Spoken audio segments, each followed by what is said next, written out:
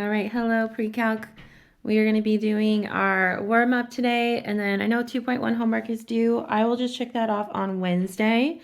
So bonus time if you want to get that done, that'd be great. And then we're going to do our 2.2 notes today. So go ahead and follow along, and I'll answer any questions we have on Wednesday when I'm back. So go ahead and start with your warm-up, and then pause, and I'll check it in just a second.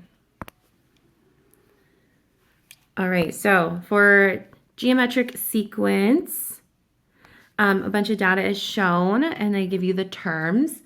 For geometric sequence, you are going to write an expression for it, and then you're going to go ahead and find G10, so the 10th term.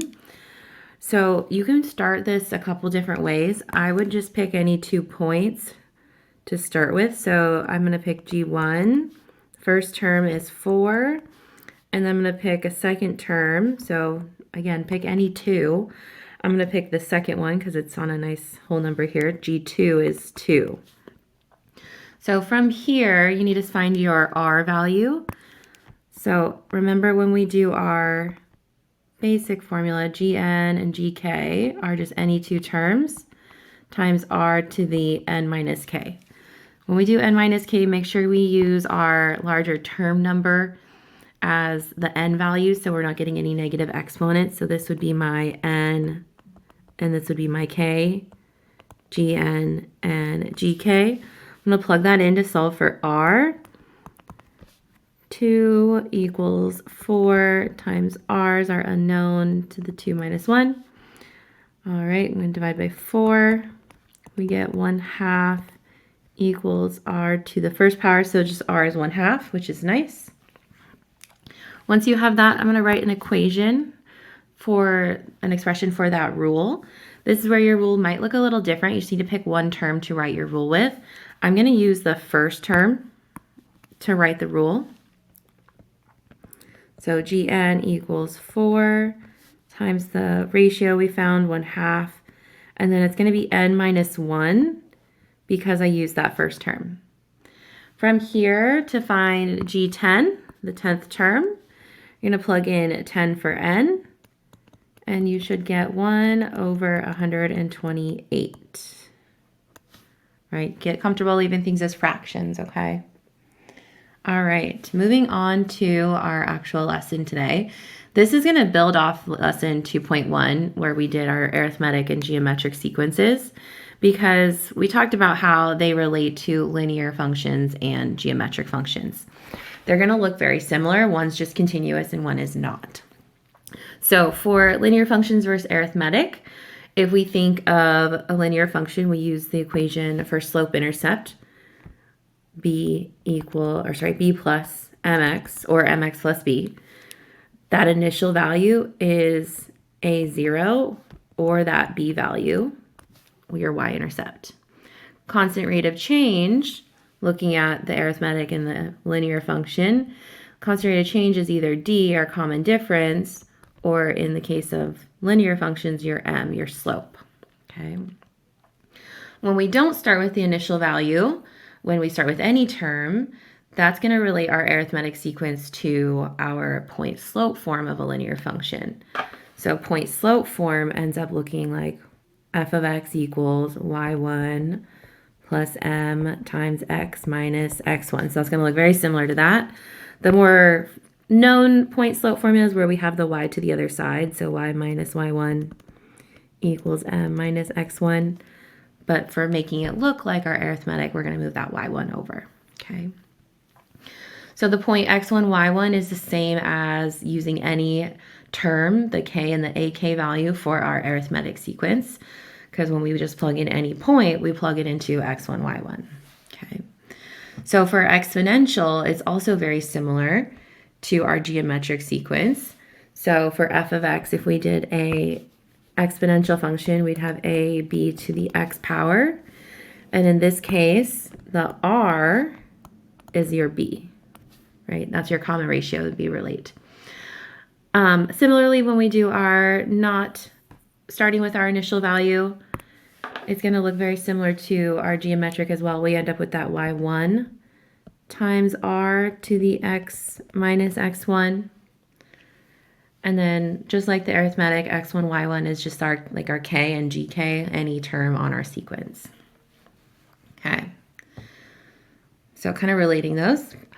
Domain is where it's going to be a little bit different because domain of our sequence is going to be those discrete points.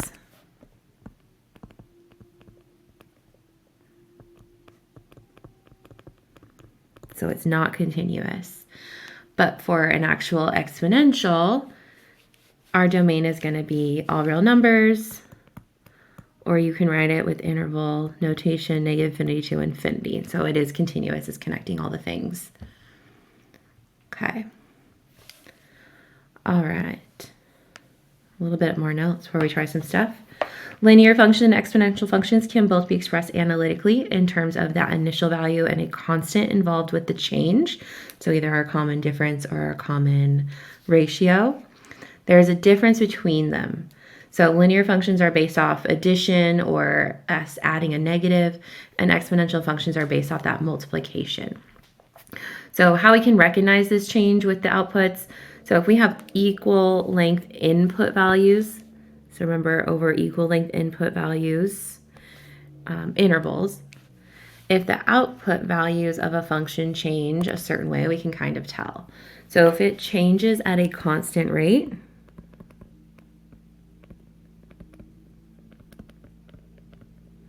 then our function has to be linear, which means we're like adding or subtracting the slope, adding a negative. If the output values are changing proportionally,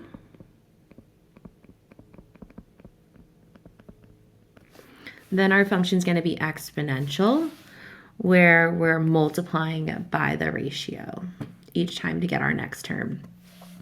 So for example 1, we're going to try this out. We're going to look at the 4 tables and see, could it be linear, exponential, or possibly neither? Okay. So all of these, if you look at the x values, they're all over equal length intervals, which is nice. So we don't always check that first. But what I want you to do is see, is there a constant, some sort of change, and decide, is it linear, exponential, or neither, giving your explanation. So go ahead and pause, and then we'll check all 4. Okay, so for question A, equal length intervals, and then I'm changing by subtracting 2 each time over that whole set, which tells us this is going to be linear. And your reasoning should have something, right? Because over equal length intervals, input intervals, the output values of f of x change constantly. So we could say, just for sake of time, I'd want like a nice full sentence, but because f of x changes, or you can say the output changes at a constant rate. Okay. Question B, equal length input values. And then this one, I'm adding 1, adding 3, adding 5, adding 7. But I can't multiply by anything since that's a 0 to start with. So this one's going to be neither, because there are no constant change, right? No constant rate of change or proportion. All right, so if it's neither, that is possible. Question C, how are we changing with the outputs? I am multiplying by 2 each time. So this tells me this has to be exponential for the data we're given, because over those equal length input value intervals, the outputs change proportionally.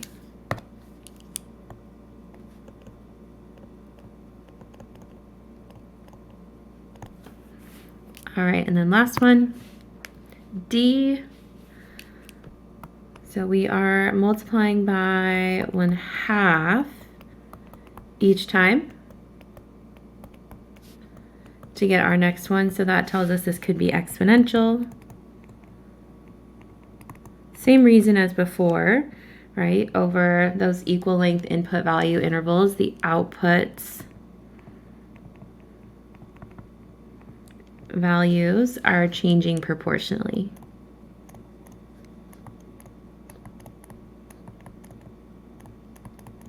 Okay. All right, go ahead and just triple check all 4 of those, make sure we're good. Okay, so now we're going to do very similar, but I'm just going to give you some coordinates, and we're going to kind of check to see if those coordinates could represent a linear exponential or neither. So similar process. So over equal length intervals, so double check that all the x's are over equal length intervals, so 2, 3 to 4, 5, 6 to 7, 3, 5, and 7. Those all look good. So now you're going to look at the change in your x coordinates to see, could this be exponential, neither, or linear? Go ahead and pause, and then I'll check those. All right, so first one, looking at the x's, sorry, the y's. Then looking at the y's, this is changing by adding 3, changing by adding 12, so it's not linear. But let's check to see if there's something that we could multiply by. So 1 times 4 gets you 4, and 4 times 4 gets you 16. So yes, this could be exponential.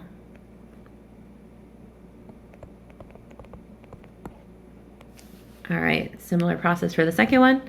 So check to see what's going on with the y values. So adding 4, adding 3, so not linear.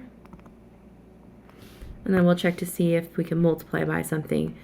Multiply by 7 thirds, multiply by 10 sevenths. So not exponential either, so this is going to be neither. All right, last one. So adding gets us adding 8, adding 8. Okay, great, we can stop here. This is linear.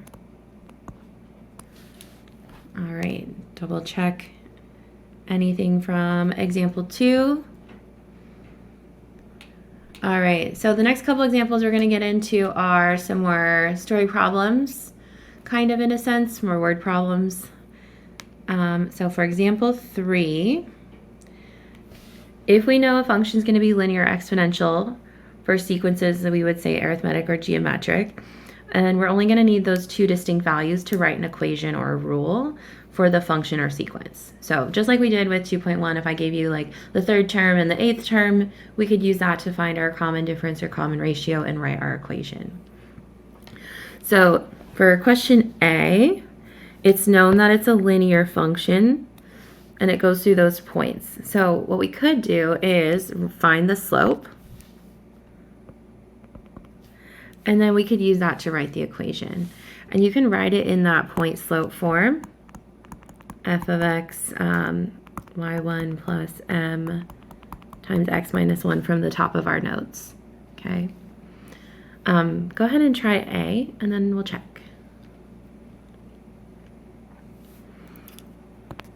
All right, so for our slope, change in y over change in x, 7 minus 1 over 3 minus 8, so we should get 6 over -5 or -6/5. And then when you write your equation, depending on what coordinate you use, if you use 3, 7, or 8, 1, you would have maybe 2 different answers. So one answer you could have is f of x equals 7 minus 6 over 5 x minus 3. Or you might have used the other coordinate. So it would be 1 minus 6 over 5 and then x minus 8. So just like when we did our arithmetic or geometric and picking what term we're using, the n minus something changes. Okay, question B. This one is known that it's exponential. So we're going to be passing through those 2 points, and we want to be able to write an equation for this function. So we need to figure out the r value. So remember, we have y equals a b x y equals a rx. So exponential b or r is what we're finding. So we're going to plug in our 2 points that were given. Remember, you don't want a negative exponent. And then once you do that and find your r value, we'll go ahead and write our equation. So go ahead and pause and we'll check. All right. So for finding our r value or b value, we have 12 equals 5 times b, and then 4 minus 2. So I'm going to divide by 5. 12 over 5 equals b squared, and then we square root it. So this tells me that our b value, or r, is going to be square root of 12 over 5. You can leave it like this. We don't necessarily need to rationalize the denominator right now. So if you did, great, but you can also leave it like this. And then depending on which point you used for your equation, it could be one of these two. We could have f of x if we used 5, and then we would have our b value. I'm going to put it in parentheses. Square root of 12 over 5, and then it'd be x minus 2. Or you might have used the other one, f of x equals 12 times the square root of 12 over 5, and then it'd be x minus 4 in your exponents. Okay. All right, part C. The following functions are either linear or exponential. We're going to identify the constant slope or ratio that causes those output values to change. So what's making it change? So question A is exponential. So this value right here tells us that b, right? Your b or your r is telling you what's the ratio. So it's going to have a ratio of 2. The second one is linear, and we look for where the slope is. So we have a slope of 5. Okay. All right. So next 2 questions is where we get into the actual story problems. So what I want you to do is, I'll read it and then get you set up, but I want you to try this one out. So example 4, wild rumor is spreading in that Mr. Claus won 3rd place in the world's strongest man competition. The number of people that have heard the rumor can be modeled by a geometric sequence where 43 people heard the rumor on day 3 and 140 people heard the rumor on day 6. So step 1 is you're going to write the model, because then according to the model, how many people to the nearest whole number, we don't want to chop any bodies in half, whole people, have heard the rumor by day 10. So setup here is we have 2 data points, right? The third day we had 43 people. 43. And then on day 6, we had 140 people that have heard the rumor. So those are kind of like our 2 points. You're going to use those to solve for r. Again, you can leave it in the radical form. That's fine, because we're going to plug it into our calculator. And then once you have that, you're going to write one of 2 rules, depending on which term you use. And then you're going to round to the nearest whole person. So go ahead and pause and we'll check. All right, to find r, I'm going to go ahead and do 140 equals 43, and then r 6 minus 3. If you end up plugging things in and you end up with a negative exponent, just switch it around. You don't want to do negative exponents to make your life easier. All right, so I'm going to solve for r. We're going to divide by 43. 140 over 43 equals r to the 3rd. I'm going to cube root it.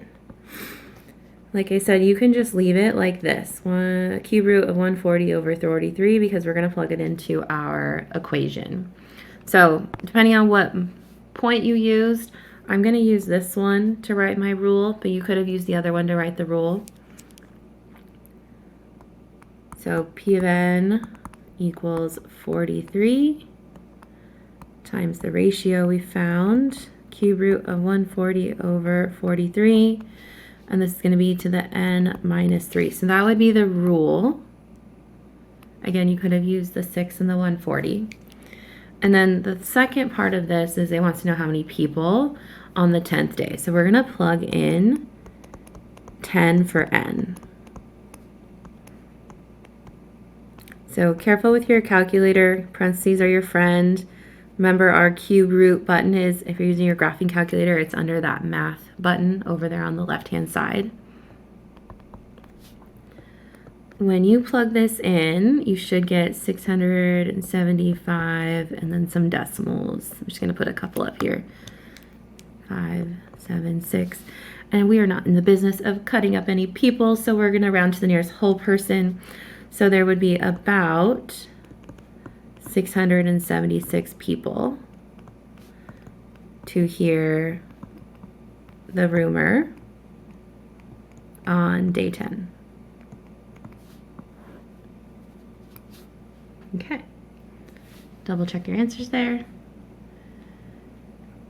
All right, example 5 is very, very similar, except this one's going to be a linear model or arithmetic model. So a large theater has rows of seats where the number of seats in each row are modeled by an arithmetic sequence. If the 5th row has 31 seats and the 11th row has 49 seats, determine how many seats are going to be in the 25th row. So go ahead and pause and try this one and we'll check. All right, so again, we have two pieces of data. We have on the 5th row, there are 31 seats. The 11th row, there are 49 seats. A couple ways you could have done this. You could have done slope formula to find your constant difference. You could also plug it into the formula. I'm going to do that just so you see it a different way.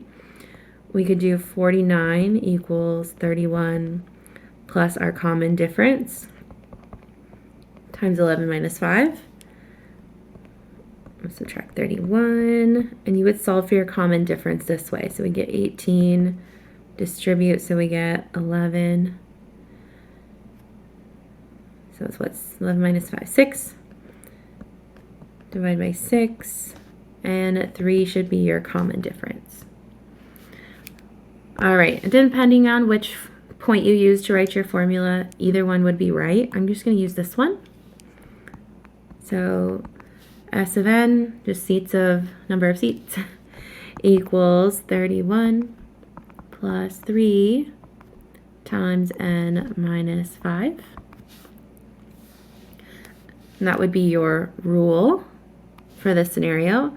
And then the last part is to determine how many seats are in the 25th row. So S of 25, 31 plus 3 times 25 minus 5. You end up with 91. So there are 91 seats in row 25. All right. That is the end of our notes. So homework, like I said, I'll check off 2.1 on Wednesday. 2.2, take that today. I'll check that off on Wednesday. But if you have any follow-up questions, we can do that at the beginning of class and make sure everything's all good to go. Have a great day.